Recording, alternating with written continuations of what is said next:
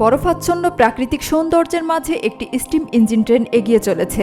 এর পেছনে উঠছে ঘন সাদা ধোঁয়া, চারপাশের সাদা বরফ, দূরের সারি সারি বৃক্ষ এবং জমে থাকা নদীনালা এক স্বপ্নময় পরিবেশ তৈরি করেছে। ট্রেনের লালচে আলো বরফের শুভ্রতার মধ্যে যেন এক উজ্জ্বল বিন্দুর মতো।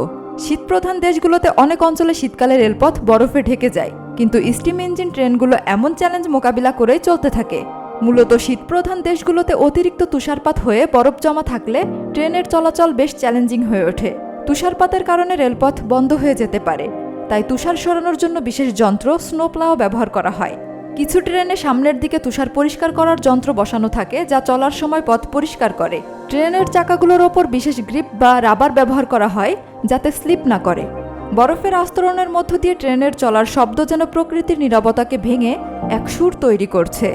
এমন দৃশ্য কেবল সিনেমায় দেখা যায় বলে মনে করা হলেও বাস্তবে কিছু অঞ্চলে এখনও এমন স্টিম ইঞ্জিন ট্রেন চলে, যা পর্যটকদের বিশেষভাবে আকৃষ্ট করে। শীতের প্রকৃতির সাথে ট্রেনের এই যাত্রা সত্যি এক রোমাঞ্চকর ও নৈসর্গিক অভিজ্ঞতা।